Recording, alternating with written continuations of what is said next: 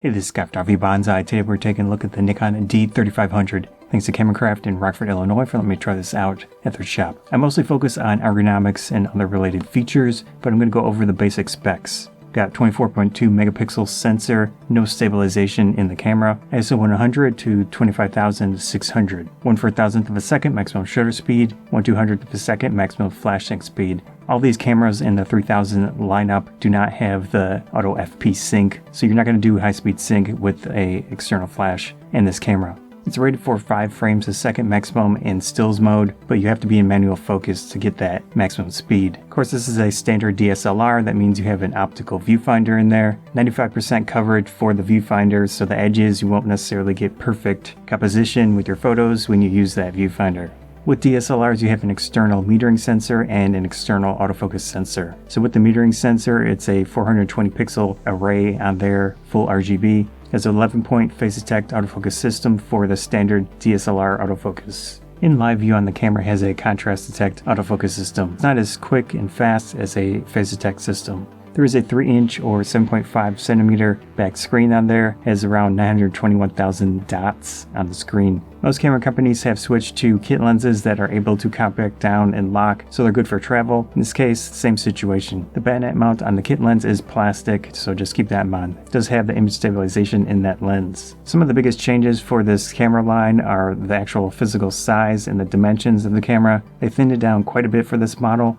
However, I think the grip is the best I've ever used in a camera of this lineup. Really nice in the hand, of course that's personal preference, but in my case, I really like the grip. I think that's the best feature of the camera. Of course, with this model of camera, it does not have the built-in autofocus motor. What that means is that older film era lenses, the D-type lenses, and maybe a few previous, do not have motors inside them. So basically, you will not get autofocus with those old lenses. Now the G-type ones will work just fine. Anything newer will work just fine on this camera.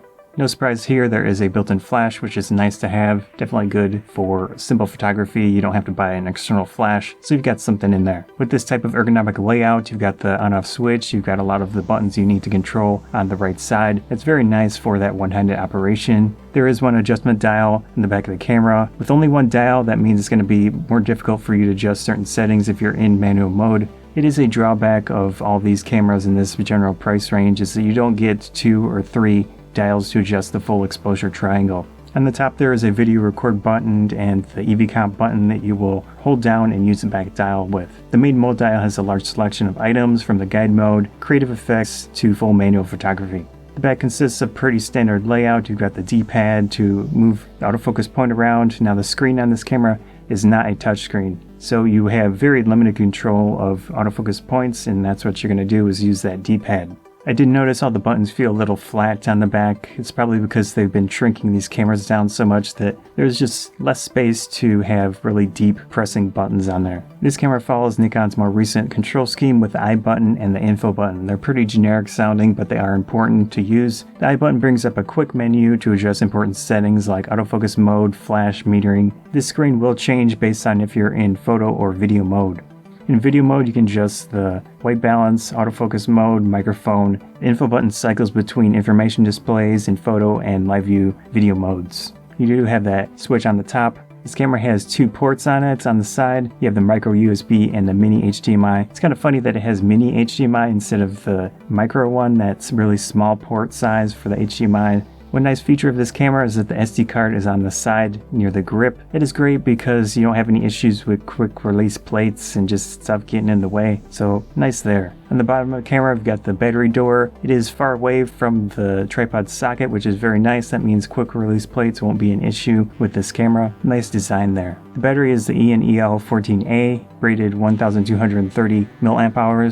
Considering this is a standard DSLR, you should get definitely a good amount of frames, over 1,000 at least. The back screen is covered by a hard reflective material. Might be a little challenging to see in bright sunlight. Live view mode is made up of old technology. You access it through that switch on the top. It does not have phase detect. It's a standard contrast detect autofocus, so it's going to be relatively slow, but it should be decently accurate. It really depends on your use. I didn't get a lot of time to try the autofocus systems out in detail, but it is contrast based. So with video, autofocus will probably not be especially consistent. This camera works like other recent Nikon cameras with autofocus tracking in live view. You will select an object with OK button and it will track. You press press the OK button again and it will stop the tracking on that. One of the nicer features, especially considering this level of camera, is it has a guided mode. The menu system is easier to understand. Its larger icons is just generally better for entry-level users on there. In the ISO settings, you have the ability to set the minimum shutter speed. This is a very important feature with aperture priority, similar modes. Basically, it doesn't let you go below a shutter speed. The goal is to not have the shutter speed go below what you think you don't want. So if you're shooting in dark conditions, you want to rather sacrifice the general exposure of the photo compared to the shutter speed so you don't get blurry photos. That's what you can do with this mode.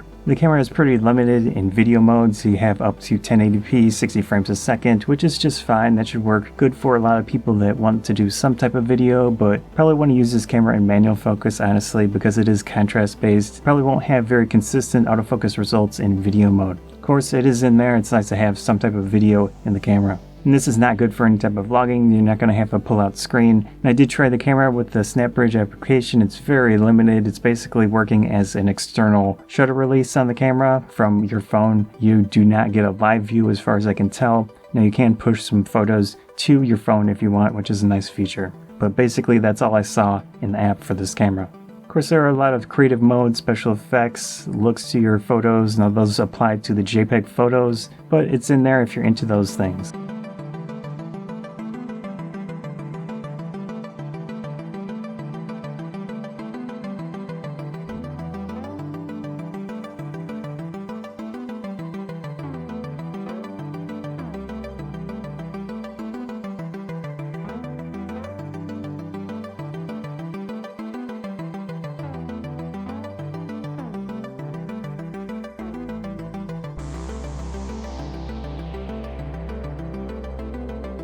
With cameras of this level, they're becoming very stagnant feature-wise. In this case, that is true.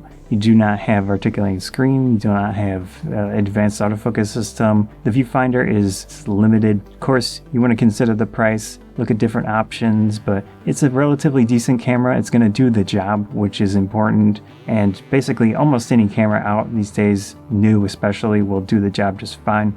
You have a decent sensor in here, so your photo quality should be nice. I think the ergonomics of this camera in general, especially the size and feel of the grip, is very nice. It has only an improvement actually in a way of the really tiny mirrorless cameras. In this case, it's a nice, solid, decent sized camera. It's not too big, not too small. Considering the price, I think it's a relatively decent option to get started, but there are a lot of other options out there you want to consider. So that was a look at the D3500. Again, thanks to Camcraft in Rockford, Illinois for letting me try this out at their shop. Much appreciated. I'm Scott Photography Bonsai. I hope you enjoyed the video. If you did, please consider subscribing. That helps me out a lot. Likes and shares help out a lot as well. Thanks again.